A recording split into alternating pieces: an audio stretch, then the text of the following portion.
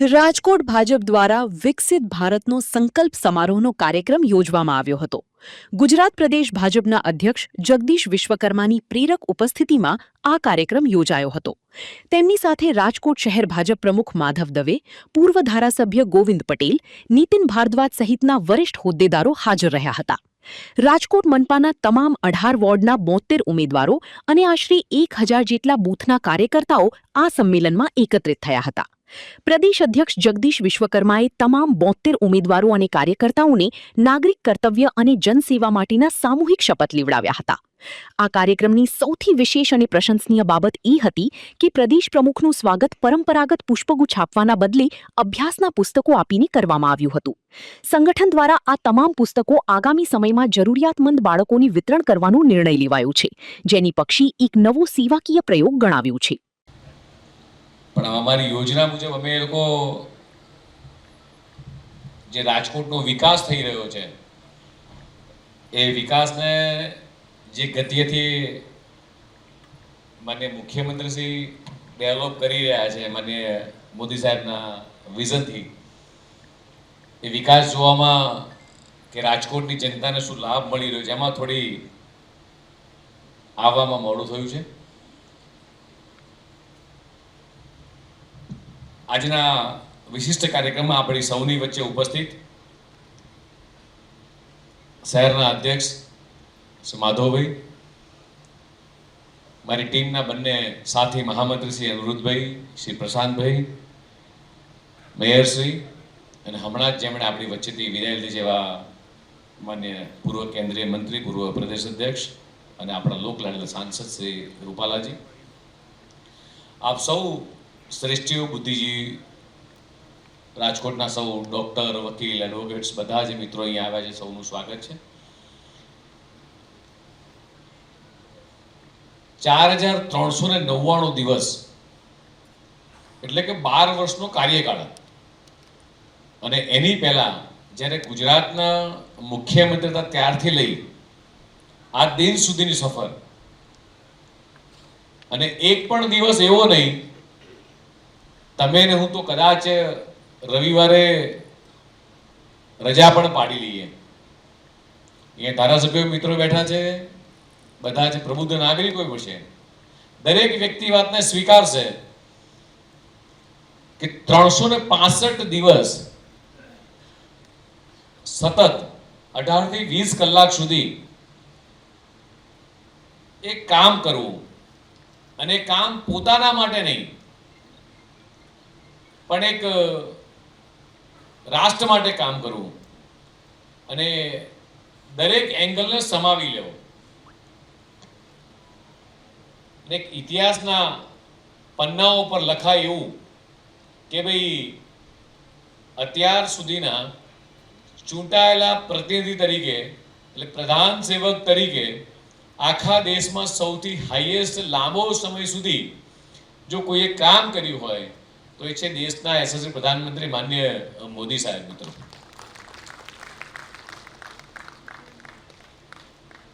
અને આ રાજકોટ વાસીઓને વધારે આનંદ, અને એઝ અ ગુજરાતીઓ તરીકે આપણને વધારે આનંદ એ થાય કે એમણે પોતાના જીવનની કદાચ રાજકીય સફર શરૂ કરી અને પ્રથમ ચૂંટણી પણ એ તમે લોકોએ ખૂબ જંગી બહુમતીથી એમને જીતાડીને અહીંયા 2002માં તમે એમને મોકલ્યા હતા. મિત્રો,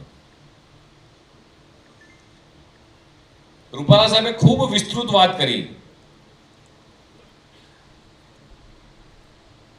દેશભરની અંદર આ 12 વર્ષની ઉજવણી નહીં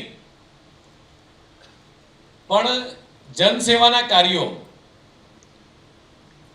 અને જનસેવાના કાર્યોનો હિસાબ કે કઈ રીતે કામ થઈ શકે છે, કે 12 વર્ષની અંદર આવો જીતુભાઈ, 12 વર્ષની અંદર કરેલા વિકાસના કામો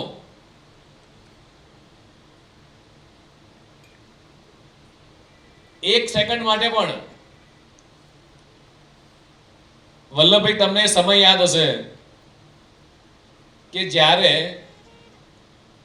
રાજકોટની અંદર અમદાવાદથી ગાંધીનગરથી ટ્રેન આવે અને ટ્રેનની અંદર પેસેન્જર ઊભા રહે, પેસેન્જર ઉતરે, એવું નહીં, પણ એ પાણીના ટેન્કરની લાઈન હોય.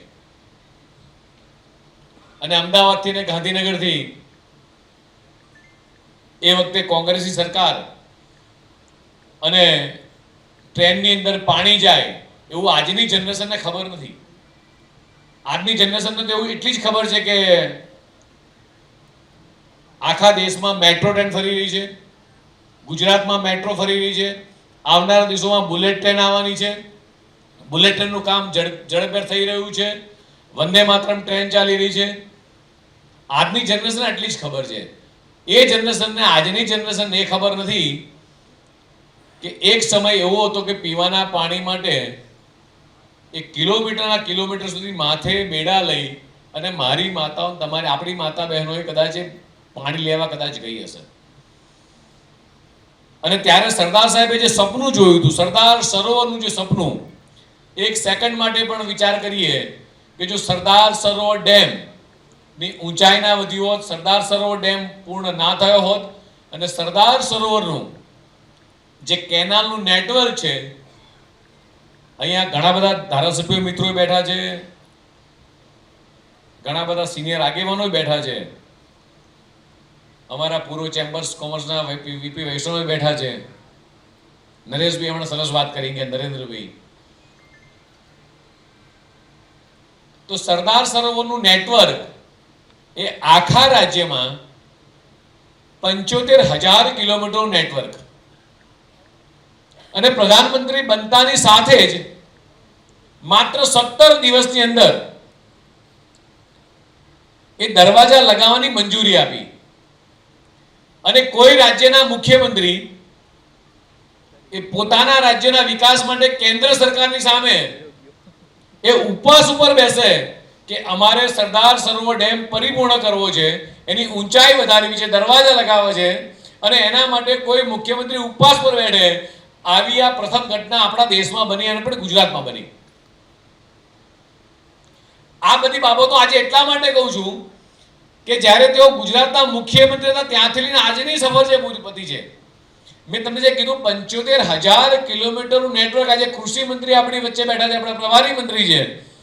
આજે રાજ્યના ખેડૂતોને લગભગ 10 લાખ કરતા વધારે ખેડૂતોને એ સિંચાઈનો સીધો લાભ મળતો હોય તો માત્ર ને માત્ર સરદાર સરોવરના કારણે.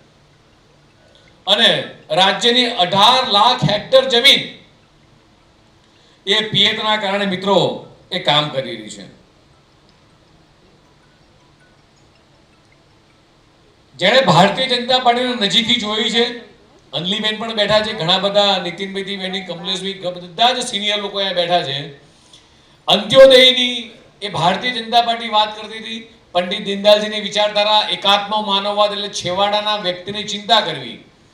ગરીબી શું છે અને ગરીબી કઈ રીતે હટાવી શકાય બાવરિયા સાહેબ, એ પરિસ્થિતિ કદાચ તમે ને મેં નજીકથી જોઈ છે કે ગરીબી કઈ રીતે ટ્રાન્સફોર્મેશન થઈ. અને આજે એ દેશની અંદર 25 કરોડ કરતા વધારે લોકો એક ગરીબી રેખાથી એ બહાર આવ્યા. અને એની એક એક યોજનાઓ કદાચ રૂપાલા સાહેબે ખૂબ વિસ્તૃતમાં વાત કરી. કદાચ એક સામાન્ય વાત કહું કે જ્યારે દેશના પ્રધાનમંત્રી લાલ કિલ્લા પરથી એવું કહે ગોવિંદભાઈ કે આ દેશની અંદર મારે શૌચાલય બનાવવા છે, ઘેર ઘેર શૌચાલય જોઈએ છે, અહીંયા મારી માતાઓ બહેનો બેઠી છે, એ એક સેકન્ડ માટે પણ પરિકલ્પના કરે કે કદાચ આજના સમયની અંદર તમારા કે મારા ઘરે બાથરૂમની અંદર જો એક અડધો કલાક માટે સવારે પાણી લેટ આવે તો આપણે કેટલા બેબાકડા થઈ જઈએ છીએ. અને આજની પરિસ્થિતિમાં પાણી ના આવે તો શું પરિસ્થિતિ થાય? તો પરિકલ્પના કરો કે દેશ આઝાદ થયો ત્યારથી આજ દિન સુધી 75 વર્ષ સુધી દેશની અંદર ગામડાઓમાં 5 લાખ કરતા વધારે ગામડાની અંદર જ્યારે ટોયલેટ નહીં હોય અને ટોયલેટની સુવિધા ના હોય ત્યારે પરિકલ્પના કરી શકીએ છીએ કે દેશની દારૂણ પરિસ્થિતિ કેવી છે. મારી માતાઓ બહેનો અહીંયા બેઠી છે, એક સેકન્ડ માટે પણ વિચાર કરજો કે તમારા ઘરે, આપણા ઘરે દીકરી મોટી રહી છે અને ઘરે ટોયલેટ નથી, તો આજની પરિસ્થિતિમાં આપણે શું જીવી શકીએ છીએ? આ પરિસ્થિતિમાંથી દેશને બહાર કાઢવાનું કોઈ એક કામ કર્યું હોય તો દેશના યશસ્વી પ્રધાનમંત્રી માનનીય મોદી સાહેબે કર્યું છે. પરિકલ્પના કરો કે 12 કરોડ શૌચાલય, કેટલા 12 કરોડ શૌચાલયનું નિર્માણ કરવાનું કામ એ નાની ઘટના નથી. તમારા કે મારા ઘરે એક બાથરૂમની અંદર એક સ્ટોપર લગાવવાની હોય તો સ્ટોપર લગાવવામાં આપણે મહિનાઓ લગાવી દઈએ છીએ. તો એક ગરીબના ઘરે ટોયલેટ નથી, એના ઘરે જે વેદના છે એ ટોયલેટ મારી માતાઓ બહેનોને સાચું સન્માન આપવું છે. અને એ જ્યારે પ્રધાનમંત્રી જ્યારે લાલ કિલ્લાના મંચ ઉપરથી એમ કે હું આખા દેશની અંદર એક પણ ઘર એવું નહીં કે જ્યાં ટોયલેટ નહીં હોય, આ વેદનાને આપણે સમજી શકીએ છીએ મિત્રો. અને આજે 5 લાખ ગામડાઓને એ ખુલ્લામાં શૌચાલય કરતા એ મુક્ત કરવાનું કામ કર્યું હતું મિત્રો પ્રધાનમંત્રી માનનીય મોદી સાહેબ, જેને પોતાનું ઘર નથી, ઉપર ધરતી, ઉપર આકાશ, નીચે ધરતી, એ ઘર વિહોણા લોકોને કદાચ આપણે પૂછીએ કે કદાચ એ વાવાઝોડું વરસાદની અંદર તાડપત્રીના મકાનની અંદર કાચા મકાનમાં રહેતા હોય એ વ્યક્તિને પૂછીએ કે આ પરિસ્થિતિ શું છે. અને જ્યારે માન્ય પ્રધાનમંત્રીએ એ માત્ર ઈંટોનું કે માટીનું કાચું મકાન નહીં, પાકું ધાબાવાળું મકાન, એ મકાનની અંદર જે દીકરો કે દીકરી રહેવા જાય એને પોતાને ફિલિંગ આવે કે આ મારું પોતાનું ઘર છે, એમાં સ્વિચ પાડે અને લાઈટ ચાલુ થાય, નળ ચકલી ચાલુ કરીને પાણી આવે. મિત્રો આખા દેશની અંદર પ્રધાનમંત્રી માનનીય મોદી સાહેબે 4 કરોડથી વધારે લોકોને પીએમ આવાસ યોજના અંતર્ગત આ મકાન આપવાનું કામ કર્યું તો 12 વર્ષના કાર્યકાળની અંદર કર્યું છે. આ 4399 દિવસનું સેલિબ્રેશન નહીં, પણ જનકલ્યાણ શિબિરો દ્વારા કે મારા દેશના 140 કરોડ લોકોને પડતી મુશ્કેલી એ કઈ રીતે દૂર થઈ શકે. મિત્રો તમે હું જોઈએ છે કે રોડ ઉપર જે શેરી ફેરિયાઓ, શાકની રેકડી વાળા, આ બધા જ લોકો જે વ્યવસાય કરતા હોય છે, તમને એક એક બાબત એટલા માટે કહી રહ્યો છું, કદાચ તમે એક સેકન્ડ માટે પણ વિચારજો કે શાકની લારી વાળાને સવારે શાક લેવું છે, એ બલ્કમાં શાક લેવા માટે જાય છે, ત્યારે મોટા વ્યાજખોરો એમની પાસેથી એક સવારે કહે નીતિનભાઈ 1000 રૂપિયા મને આપો અને સાંજે ગોવિંદ 1100 રૂપિયા પાછા આપવાના વલ્લભભાઈ, એટલે 10% વ્યાજ થયું. આ 10% વ્યાજ એ નાના ફેરિયાને પોસાય નહીં. અને ત્યારે આ ફેરિયાઓને લોન કોણ આપે? એની પાસે ના મકાન ના હોય, કે ના લાઇટ બિલ હોય, ના આધાર કાર્ડ હોય, કોઈ કાગળિયા ના હોય, અને સામાન્ય પરિવારના ગેરેન્ટર કોણ બને? અને ત્યારે દેશના યશસ્વી પ્રધાનમંત્રી માનનીય મોદી સાહેબે આવા સામાન્ય ફેરિયાઓના એક ગેરેન્ટર બન્યા અને એમને પગભર અને આત્મનિર્ભર કરવા માટે 3 તબક્કામાં એ લોન આપવાનું શરૂ કર્યું. પહેલી લોન 10,000 રૂપિયાની, સમયસર ભરે તો બીજી 20,000 રૂપિયાની, અને બીજી ત્રીજી 50,000 રૂપિયાની. અને આ લોન એ નિયમિત ભરે આવા લાભાર્થીઓના એ 60% વ્યાજની સબસિડી એના ખાતામાં ડીબીટીના માધ્યમથી સીધી જમા થાય. આખા દેશની અંદર તમને નવાઈ લાગશે આંકડો સાંભળીને, આખા દેશની અંદર 74 લાખ કરતા વધારે આવા ફેરિયાઓએ આનો લાભ લીધો છે. પરિકલ્પના કરી શકીએ છીએ કે શાકની લારી વાળા, પકોડીને કે બરફ ગોળાની લારી વાળાને ઉધાર પૈસા કોઈ ના આપે અને કદાચ પૈસા ઉછીના આપે તો વગર એટલા મોટા વ્યાજ લે, 10% કરતા વધારે વ્યાજ લે, અને ત્યારે માનનીય પ્રધાનમંત્રી એમના ગેરેન્ટર બને. મિત્રો આ ઘટના નાની નથી. અને એવી જ રીતે અત્યાર સુધીમાં 17,000 કરોડ કરતા વધારે રૂપિયા એ વગર ગેરંટીની લોન આપવાનું કામ કર્યું હોય તો દેશના યશસ્વી પ્રધાનમંત્રી માનનીય મોદી સાહેબે કર્યું છે. જ્યારે પ્રધાનમંત્રી બન્યા ત્યારે એક જનધન યોજના લઈ આવ્યા. ત્યારે કોંગ્રેસના મિત્રો અને પી ચિદમ્બરમજી જેમના પૂર્વ નાણામંત્રી કહેતા હતા કે ભારતના લોકોના બેંકમાં એકાઉન્ટ થોડા ખુલે, ગામડામાં નેટ બેન્કિંગની જરૂર ક્યાં છે? અને ત્યારે માનનીય મોદીજીએ સંકલ્પ કર્યો કે દેશના દરેક લોકોના બેંકમાં એકાઉન્ટ હોવા જોઈએ. કદાચ અહીંયા ઘણા બધા ધારાસભ્ય મિત્રો પણ બેઠા છે, એ લોકો પણ ક્યાંક ને ક્યાંક ગામડાઓની અંદર બેંકના એકાઉન્ટ ખોલવા માટે ગયા હશે. અને ઝીરો બેલેન્સથી આ બેંકનું એકાઉન્ટ ખોલ્યું. અને ત્યારે કોંગ્રેસના મિત્રો ટીકા કરતા હતા કે ગામડાની અંદર મોબાઈલ નથી, ગામડામાં નેટ કનેક્ટિવિટી નથી, ગામડાના લોકોને મોબાઈલ નહીં આવડે, આ પૈસાનું ટ્રાન્ઝેક્શન કઈ રીતે કરશે. મને આજે તમને જણાવતા આનંદ થાય છે, અહીંયા ઇન્ડસ્ટ્રીના મિત્રો બેઠા છે, એડવોકેટ મિત્રો બેઠા છે, ત્યારે મને જણાવતા આનંદ થાય મિત્રો કે આજે એ વખતે જનધન એકાઉન્ટ એ એક વર્ષમાં 58 કરોડ બેંક એકાઉન્ટ ખુલ્યા. કેટલા? 58 કરોડ બેંક એકાઉન્ટ. અને એ વખતનો આંકડો કહો, અત્યારે કદાચ આંકડો વધ્યો હશે કે તમારા ને મારા વડીલો એ પૈસા પહેલા ક્યાં મૂકતા હતા. પૈસા સેવિંગ થાય ગોવિંદભાઈ તો કબાટમાં, ઓશિકા નીચે, બહેનો તો કપડાની નીચે આ પૈસા સંતાડતા હતા.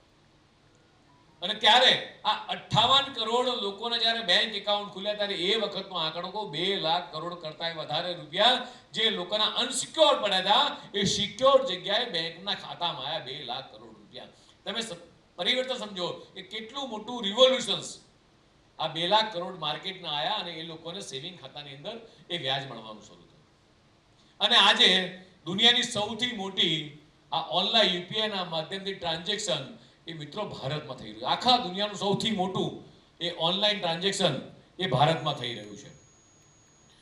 અને રોજના પર ડે આખા દેશની અંદર યુપીઆઈના માધ્યમથી કોઈ 5 રૂપિયા, 10, 50, ઇવન રિક્ષાવાળો, પકોડીવાળો, બરફના ગોળાવાળો, આઈસ્ક્રીમવાળો, શાકવાળો, એ કોઈ પણ નાનામાં નાનો વેન્ડર હોય, એ કોઈ પણ મોટામાં મોટો વ્યક્તિ હોય, એ ઓનલાઈન પૈસા ટ્રાન્ઝેક્શન કરતો થયો. અને રોજના 84 કરોડ કરતાંય વધારે રૂપિયા એ ઓનલાઈન ટ્રાન્ઝેક્શન થાય છે મિત્રો. 84 કરોડ કરતાંય વધારે રૂપિયા. આ નાની ઘટના નથી, આ છે બદલાવ. આ 4399 દિવસનો એટલે 12 વર્ષનો આ બદલાવ છે. આ બદલાવ તમે ને મેં એકદમ સગી આંખે એક નજીકથી જોયું છે, પણ કદાચ તમને ને મને આ બદલાવ કદાચ ના દેખાય મિત્રો. હોલિસ્ટિક હેલ્થકેર, હમણાં જ હું અને માધવભાઈ ને બધા એક જનાના હોસ્પિટલમાં જઈને આવ્યા. કદાચ આ હોસ્પિટલમાં આજે હું ના ગયો તો મને કદાચ ખબર ના હોત. અહીંના સ્થાનિક લોકોને હું કહું છું કે એ હોસ્પિટલ એક વખત જોવા જેવી છે કે આપણા રાજકોટની અંદર આ પ્રકારની એકદમ અદ્યતન હોસ્પિટલ સામાન્ય પરિવારો માટે મળે. મેં ત્યાંના પરિવારના લોકોને ડૉક્ટર સાહેબ મળ્યો, મેં પૂછ્યું ગોવિંદભાઈ કે અહીંયા કોઈ પ્રકારના પૈસા લેવામાં આવે છે? નિઃશુલ્ક સેવા. પ્રાઇવેટ હોસ્પિટલમાં કદાચ બાળક જન્મ્યું હોય, ગામડામાં બાળક જન્મ્યું હોય, એની હેલ્થ સારી નથી, એની મધરની હેલ્થ સારી નથી, નિઃશુલ્ક આખી હોસ્પિટલમાં ટ્રીટમેન્ટ કરવામાં આવે છે. જે પ્રાઇવેટ હોસ્પિટલની અંદર જે ટ્રીટમેન્ટ ના મળે એ તમામ પ્રકારની ટ્રીટમેન્ટ અહીંયા મળી રહી છે. મેં પૂછ્યું એમ કે અહીંથી સાજા થઈને જવાનો રેશિયો કેટલા લોકોનો છે? જે બાળકો પ્રીમેચ્યોર બાળકો છે, જેની હેલ્થ સારી નથી, એના માટે કાચની પેટીમાં રાખવાની સગવડ છે. અને દર મહિને દર મહિને 1000 બાળકો એ અવર જવર કરે છે, આવે છે ને જાય છે, સાજા થઈને જાય છે. આ નાનો આંકડો નથી મિત્રો. અને મોર ધેન 90% એ પોઝિટિવ રિઝલ્ટ બાળકો સાજા થઈને જઈ રહ્યા છે. જે પણ મિત્રોએ આ જનાના હોસ્પિટલની વિઝિટ ના તો ખાલી પરિકલ્પના કરજો, એક વખત અહીંયા આંટો મારજો કે આપણા ત્યાં આટલી મોટી હોસ્પિટલ છે અને આ પ્રકારની ટેક કેર થઈ રહી છે. વિદેશની અંદર વાત કરું, અમેરિકામાં કદાચ તમે કે હું હોઈએ અને તમને મને કદાચ એક્સિડન્ટ થાય અથવા એટેક આવે તો હોસ્પિટલમાં તમારે એપોઇન્ટમેન્ટ લઈને જવું પડે. અને એટેક આવી ગયો એમ તમને એમ કે જીતુભાઈ કે 2 મહિના પછી આવજો, તો શું થાય? એટેક આવ્યો હોય તો વૈષ્ણવ સાહેબ જતા રહીએ. આજે તમને જણાવતા આનંદ થાય છે કે આજે ગુજરાતની અંદર MBBS ની સીટો એ 51,348 હતી. આજે 1,28,976 સીટો એ મિત્રો થઈ છે. અને દેશની અંદર મેડિકલ કોલેજો એ 842 હતી. આજે 2100 થી વધારે મેડિકલ કોલેજો એ મિત્રો દેશની અંદર છે. એટલે આ છે રિવોલ્યુશન્સ. આ રિવોલ્યુશન છે કે ભાઈ ક્યાં 800 હોસ્પિટલ ને ક્યાં 2100 હોસ્પિટલ, ક્યાં 50,000 સીટો ને ક્યાં 1,28,000 સીટો. એટલે તમે પરિકલ્પના કરો કે દર વર્ષે દેશની અંદર 1,28,000 જેટલા ડોક્ટરો એ બહાર પડે છે અને લોકોની સેવાઓ ઉપયોગી થાય છે. જ્યારે પ્રધાનમંત્રી માનનીય મોદી સાહેબે 2014 ની અંદર ત્યારે એમ્સ માત્ર 8 હતી. રાજકોટ વાસીઓ નસીબદાર છે કે જે એમ્સ મધ્ય ગુજરાતમાં જવાની હતી, એ એમ્સ એ રાજકોટમાં આજે દેશની અંદર 23 જેટલી એમ્સ એ મિત્રો છે ને આપણા ત્યાં પણ 1200 કરોડના ખર્ચે એ રાજ્યની પ્રથમ એમ્સ એ રાજકોટને ભેટ મળી છે. મિત્રો,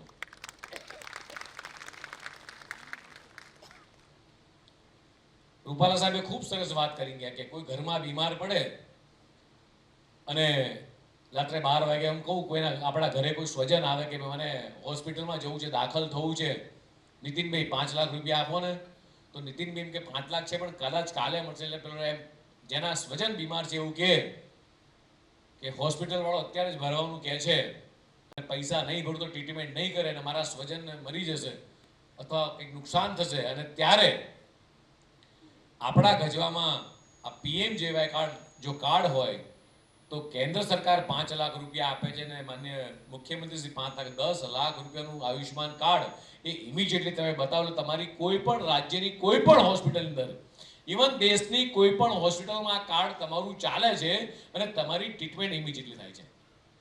આ છે મિત્રો આ 12 વર્ષનો બદલાવ. અને અત્યાર સુધીમાં 60 કરોડથી વધારે લોકોએ આ આયુષ્માન કાર્ડનો 60 કરોડથી વધારે લોકોએ આ કાર્ડનો લાભ લીધો છે મિત્રો. અને મહિલા સશક્તિકરણની વાત હોય કે મુદ્રા યોજના હોય, સેલ્ફ હેલ્પ ગ્રુપ એટલે સખી મંડળો, 91 લાખ કરતા વધારે સખી મંડળો દેશની અંદર ઓપરેટ થાય છે અને 10 કરોડ કરતા વધારે બહેનો એ આત્મનિર્ભર થઈ છે. પ્રધાનમંત્રી ઉજ્જવલા યોજના હોય, દરેક લોકોને ખબર છે કે ધુમાડા ખાવા પડતા હતા, ચૂલા ઉપર આપણે રસોઈ કરતા હતા, એમાંથી આજે આખા દેશની અંદર લગભગ 11 કરોડ પરિવારોને આ ગેસના કનેક્શન આપી એ ખૂબ મોટું એ કામ એ માનનીય મોદી સાહેબે કર્યું છે. PM કિસાન સન્માન નિધિ અત્યાર સુધીમાં ખેડૂતોના ખાતામાં સીધા, કદાચ કોંગ્રેસના મિત્રો તમને મળી હતા કહેજો, ખાલી પૂછજો કે ખેડૂતોના ખાતામાં અત્યાર સુધીમાં રૂપિયા 4 lakh crore, not a small amount, 4 lakh crore સીધા એમના ખાતામાં જમા થાય છે મિત્રો. કૃષિ મંત્રી પણ અહીંયા બેઠા છે ને માનનીય મુખ્યમંત્રીનો આભાર માને કે સૌરાષ્ટ્રમાં જ્યારે ગઈ સાલ અતિવૃષ્ટિ થઈ, એક પણ દિવસનો વિલંબ કર્યા વગર આ તમામ રાજ્ય સરકારના મંત્રીઓ સીધા નીચે ઉતરી ગયા. કેળસમા પાણીની અંદર એ ખેડૂતોની વચ્ચે હતા. પ્રધાનમંત્રી શ્રી પોતે ફોન કરે મુખ્યમંત્રી શ્રી કે ભાઈ ગુજરાતની સ્થિતિ શું છે, ગુજરાતના ખેડૂતોની સ્થિતિ શું છે. તમામ પ્રકારના સર્વે ઇમિડિયેટલી કરી અને 11,000 કરોડનું પેકેજ અને આપ્યા પછી એને ઇમિડિયેટલી ઇમ્પ્લિમેન્ટ કરવાનું, ક્યાંય વિલંબ ના થાય એની ચિંતા કરવાની. અને એ વખતે 15,000 કરોડ રૂપિયાની ટેકાના ભાવની ખરીદી મિત્રો આ નાની ઘટના નથી. અને MSP અંતર્ગત છેલ્લા 12 વર્ષમાં આજે ટેકાના ભાવની ખરીદો અહીંયા જેટલા પણ બુદ્ધિજીવી લોકો જે સમજી શકશે કે જે પણ ખેડૂત અનાજ ઉગાડે છે એ અનાજને સારા ભાવ, પોષણયુક્ત ભાવ મળી રહે. અને એના માટે ખાલી આંકડો બોલું છું કે 12 વર્ષમાં કોંગ્રેસના વખતમાં મને બરોબર યાદ છે, ગોવિંદભાઈ વચમાં રાજ્યપાલશ્રીનું ભાષણ સાંભળતો હતો, VP વૈષ્ણવજી, કોંગ્રેસના વખતમાં 50 કરોડ રૂપિયાની ખરીદી કરે અને એમાં રાજ્યપાલશ્રી કોંગ્રેસની સરકારને અભિનંદન આપે. હવે છેલ્લા 12 વર્ષમાં MSP ના ભાવમાં રાજ્યની દેશની અંદર માત્ર 26 લાખ કરોડ. રમેશભાઈ કેટલો આંકડો છે? 26 લાખ કરોડ ટેકાના ભાવની ખરીદી એ ખેડૂતો પાસેથી સરકારે કરી. આને શું કહેવાય કમલેશભાઈ? આ ક્યાં 26 લાખ કરોડ રૂપિયા કોના ખાતામાં ગયા? એ ખેડૂતોના ખાતામાં ગયા.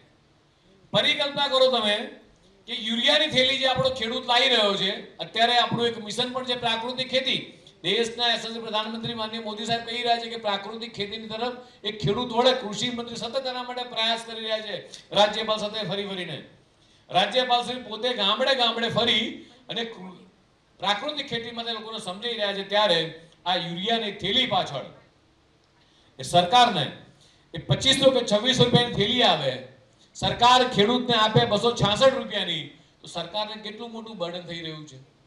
અને સરકાર આ 2600 રૂપિયાની થેલી માત્ર 266 રૂપિયામાં ખેડૂતને આપે, તમે પરિકલ્પના કરો કે ખેડૂતને કેટલો મોટો ફાયદો થાય. અને એટલા માટે અત્યારે જે દવાઓ અને ઝેર જે આપણે ખેતરમાં નાખી રહ્યા છીએ મિત્રો, અને એના માટે માનનીય પ્રધાનમંત્રી મોદી સાહેબ, આપણા કેન્દ્રીય ગૃહ અને સહકારના મંત્રી અમિતભાઈ શાહ સાહેબ, આપણા રાજ્યપાલશ્રી હોય કે આપણા મુખ્યમંત્રી શ્રી ભૂપેન્દ્રભાઈ હોય કે આપણા કૃષિ મંત્રી, એ સતત એ મિત્રો કહી રહ્યા છે કે પ્રાકૃતિક ખેતી દિશામાં હતી. જ્યારે દેશ આઝાદ થયો મિત્રો, ત્યારે બે પ્રકારની ઇકોનોમી હતી. એ જેટલા પણ ઇન્ડસ્ટ્રીઝના મિત્રો છે વાતને સમજી શકશે કે એ વખતે એગ્રીકલ્ચર પર આખો ભારત દેશ નિર્ભર હતો. અને વિદેશથી કોઈ મહેમાન આવે અને એ વખતના પ્રધાનમંત્રી માન્ય નહેરુજી કદાચ પીએમ આવાસમાં કદાચ કોઈ વિદેશી મહેમાનને બોલાવવામાં આવે તો શું બતાવવામાં આવતું? મદારીનો ખેલ, 32 પુત્રનો ખેલ. માત્ર ભારત એગ્રીકલ્ચર ઇકોનોમી પર નિર્ભર હતું. થોડી ઘણી ઇન્ડસ્ટ્રીની શરૂઆત થઈ હતી, અને આજે આ દેશની ઇકોનોમી આખા રિફોર્મ કરવાનું કામ કર્યું તો પ્રધાનમંત્રી માનનીય મોદી સાહેબ આજે ઇન્ડસ્ટ્રીયલ ઇકોનોમી, આ રાજકોટ આ ઇન્ડસ્ટ્રીઝનું હબ છે. કાલે જ માનનીય મુખ્યમંત્રીશ્રીએ ઇન્ડસ્ટ્રીઝ પોલિસી એ ડિક્લેર કરી છે. Industrial economy, rural economy. માન્ય કૃષિ મંત્રી અહીંયા બેઠા છે, એમનો જે કૃષિ અને સહકાર ડિપાર્ટમેન્ટની પાસે છે, આજે રાજ્યનું કૃષિ અને સહકારનું ટર્નઓવર, સહકાર લેવલનું માત્ર અમૂલનું ટર્નઓવર વર્ષે 1 લાખ કરોડ છે. વર્ષે 1 લાખ કરોડ કરતા વધારે. રાજ્યની જેટલી એપીએમસી છે, બેંકો છે, ડિસ્ટ્રિક્ટ બેંક છે, જ્યાં ખેડૂતો જે પાક ઉગાડી રહ્યા છે, જે એમએસપીના ભાવથી સરકાર ખરીદી કરી અથવા જેને એક્સપોર્ટ કરી રહ્યા છે, આ કૃષિ અને સહકારનું જે ટર્નઓવરની વાત છે એ 4.5 લાખ કરોડ કરતા વધારે છે. તમે એની પરિકલ્પના કરો કે રિફોર્મ કેટલા મોટા થયા છે. એટલે રૂરલ ઇકોનોમી, એવી જ રીતે મેડિકલ ઇકોનોમી.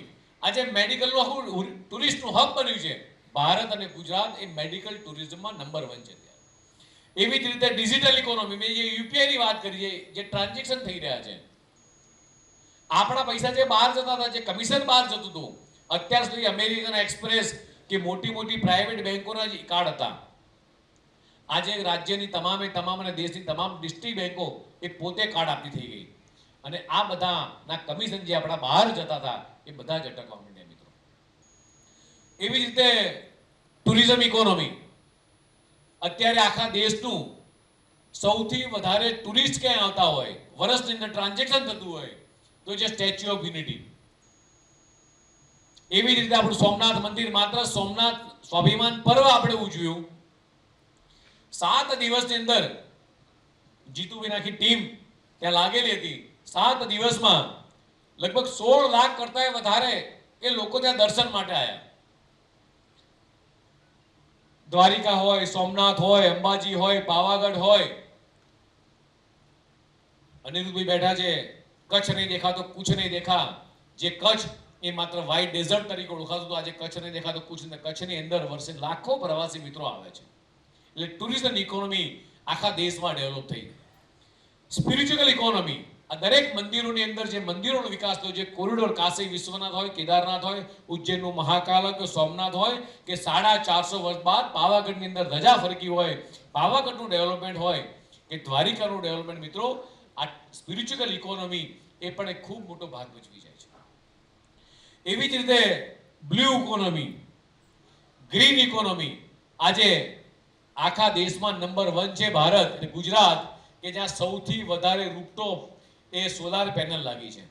આ ગ્રીન ઇકોનોમી મિત્રો, દુનિયાનો સૌથી મોટો ખાવડાની આપણે સોલાર પાર્ક એ મિત્રો આપણા ગુજરાતમાં આવેલો છે. એવી જ રીતે ઓરેન્જ ઇકોનોમી. એટલે આ બધા જે ફેરફારો આ આપણા દેશને 12 વર્ષમાં મળેલી સિદ્ધિઓ છે મિત્રો. 12 વર્ષમાં એટલે 4399 દિવસમાં માનનીય મોદીજીએ કરેલી ક્રાંતિ છે. એવી જ રીતે લોજિસ્ટિક કોરિડોર, જેટલા પણ કોરિડોર બની રહ્યા છે, જે ટ્રાન્સપોર્ટની અંદર તમે પરિકલ્પના કરો કે દિલ્હીથી બોમ્બે તમારે જવું છે તો કોઈ પણ વાહનને મિનિમમ એ 48 કલાક કરતાં વધારે થતા હતા. અત્યારે 12 કલાકની અંદર એ ફ્રેટ કોરિડોર બન્યા પછી પૂર્ણ થયા પછી 12 કલાકમાં મિત્રો પહોંચી ગયા. પરિકલ્પના કરો કે દિલ્હીથી જે મટીરિયલ નીકળે અને ટ્રકમાં ત્યાં જવું હોય તો કેટલા સમય લાગે. એટલે એક મહિના સુધી ત્યાં ટ્રક પહોંચે એમાં કેટલું ડીઝલ પેટ્રોલ એટલે કેટલું કાર્બન એમિશન જનરેટ થાય. આ બધાની આખા દેશની અંદર ફ્રેટ કોરિડોર થવાના કારણે મિત્રો ખૂબ મોટો ફાયદો એ આગામી દિવસોમાં ભારતને થવાનો છે.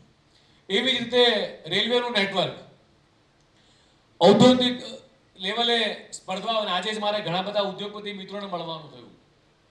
કાલે પણ એક ઇન્ડસ્ટ્રીઝ મારી વિઝિટ છે. અહીંયા નરેન્દ્રભાઈ પણ બેઠા છે. આજે રાજકોટ એ ઓટોમોબાઈલનું હબ છે, એન્જિનિયરિંગ હબ બન્યું છે. હમણાં જ હું પરાક્રમસિંહને પણ મળીને આવ્યો. સીએનસીની અંદર પણ મિત્રો નંબર 1 છીએ. આજે રાજકોટ એક ઇન્ડસ્ટ્રીયલ હબ બન્યું છે. એવી જ રીતે આખું ગુજરાત એ વાઇબ્રન્ટની શરૂઆત થઈ. અહીંયા કેટલાય લોકો એવા સાક્ષી છે. પહેલી વાઇબ્રન્ટના ઉદ્ઘાટનમાં ગયા છે 2003માં અને આજનું વાઇબ્રન્ટની શરૂઆત એ વખતે સાદા મંડપ માંદે ટાઉન હોલ ખાતે એક વાઇબ્રન્ટ કરી હતી. અને આજનું વાઇબ્રન્ટ જોઈએ મિત્રો તો આપણને પરિકલ્પના થાય કે દેશ વિદેશના લોકો એ ભારત નહીં પણ ગુજરાતની ધરતી પર આવે અને લાખસો કરોડસો રૂપિયાનું ઇન્વેસ્ટમેન્ટ કરીને જાય. મિત્રો આનાથી મોટી ક્રાંતિ કઈ હોઈ શકે. એવી જ રીતે માન્ય મોદીજીએ વોકલ ફોર લોકલ, આત્મનિર્ભર ભારત, મેક ઇન ઇન્ડિયા આ જે શબ્દો આપ્યા છે આ દરેક શબ્દને કદાચ શાંતિની આંખ બંધ કરીને ઘરે જઈ અને 5 મિનિટ માટે વિચારજો કે આ લોકલ ફોર વોકલ આ એક શબ્દથી એ કેટલો મોટો ફેરફાર એ ગામડાઓ લેવલે આવ્યો છે. મેક ઇન ઇન્ડિયા ડિફેન્સ ક્ષેત્રની અંદર ભારતમાં પહેલા ક્યાંય નહોતું. આજે ડિફેન્સમાં આપણે 30 થી વધારે કન્ટ્રીમાં એક્સપોર્ટ કરતા થયા છે. આજે દુનિયાનું ભારતનો સૌથી મોટો આપણો કોસ્ટલ એરિયા, ભારતનો સૌથી વધારે એક્સપોર્ટ ક્યાંય થતું હોય તો મિત્રો એ ગુજરાતમાંથી થઈ રહ્યું છે. રાજકોટના લોકોને મેન્યુફેક્ચરિંગ કરીને અહીંથી એક્સપોર્ટ કરવું હોય તો અહીંથી પોર્ટ આપણે નજીક પડે છે. અને કાલે જે માનનીય મુખ્યમંત્રીશ્રીએ નવી ઇન્ડસ્ટ્રીયલ પોલિસી પણ બહાર પાડી છે. એના ઘણા બધા ફાયદો થવાના છે મિત્રો. અને એવું ચોક્કસ કહીશ કે મિત્રો કે જે રીતે મોદી સાહેબે જે ઇન્ફ્રાસ્ટ્રક્ચર ડેવલપ કર્યું છે આખા દેશની અંદર અને ગુજરાતને શું મળ્યું. તમને કદાચ કોઈ પૂછે કે આ 12 વર્ષમાં ગુજરાતને શું મળ્યું, 4399 દિવસમાં ગુજરાતને શું મળ્યું.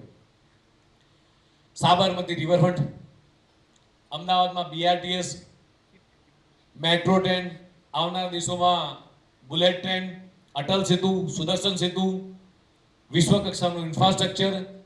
આજે 64 લાખ કિમીનો નેટવર્ક, રોડનું નેટવર્ક આખા દેશનું છે. નેશનલ હાઈવેનું એ રેકોર્ડ આખું જે નેટવર્ક છે એ 1,46,572 કિલોમીટર. હમણાં જે નરેન્દ્રભાઈએ કીધું કે એરપોર્ટની સંખ્યા 164 થઈ. અને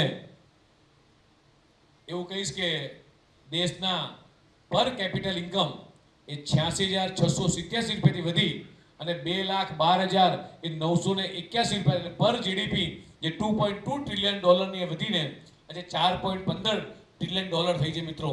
અને 5 શહેરોની અંદર આજે એ મેટ્રો દોડી રહી. 26 શહેરોમાં એ 1155 કિલોમીટરનું એ મેટ્રો નેટવર્કનું કામ અત્યારે ચાલુ છે. અને હમણાં જ અમદાવાદમાં બીજી મેટ્રો ફેઝનું એ મંજૂરી પણ એમણે આપી છે. સાથે સાથે મિત્રો હું કહીશ કે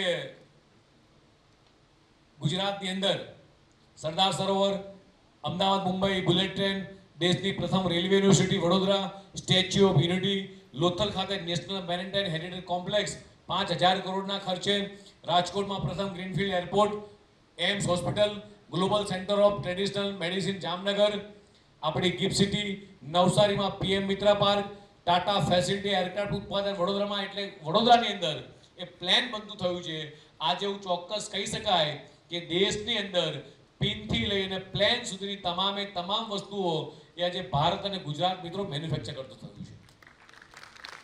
ભાવનગરમાં વિશ્વનું પ્રથમ CNG ટર્મિનલ પોર્ટ, ભારતનો સૌથી લાંબો કેબલ સ્ટેટ બ્રિજ એટલે આપણો સુદર્શન સેતુ. સાણંદ ખાતે કદાચ દુનિયા ક્યારેય નથી વિચારતી કે ભારતની અંદર અને એમાં ગુજરાતમાં આ સેમિકન્ડક્ટર પ્લાન્ટ આવશે આજે 3 જેટલા સેમિકન્ડક્ટર પ્લાન્ટ એ ગુજરાતમાં ઊભા થઈ રહ્યા છે અને સેમિકન્ડક્ટર જે ચીપ છે એ બનવાનું મિત્રો ચાલુ થયું છે.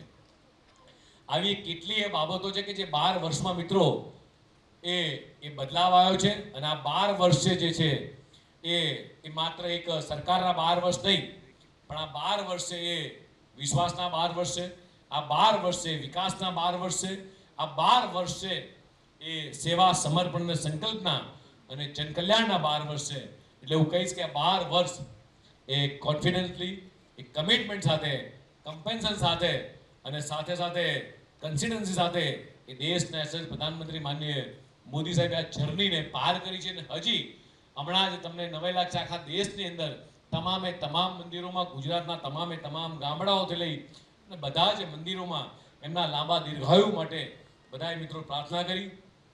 આ પ્રબુદ્ધ નાગરિક સંમેલનમાં જે આજે આ વાતો થઈ છે, આ ચોક્કસ મને આશા છે કે આ બધી બાબતો એ 12 વર્ષનો આ હિસાબ એ પ્રજા સમક્ષ મૂકવાનો પ્રયાસ કર્યો છે. સૌનો આભાર. ભારત માતા કી જય. ધન્યવાદ.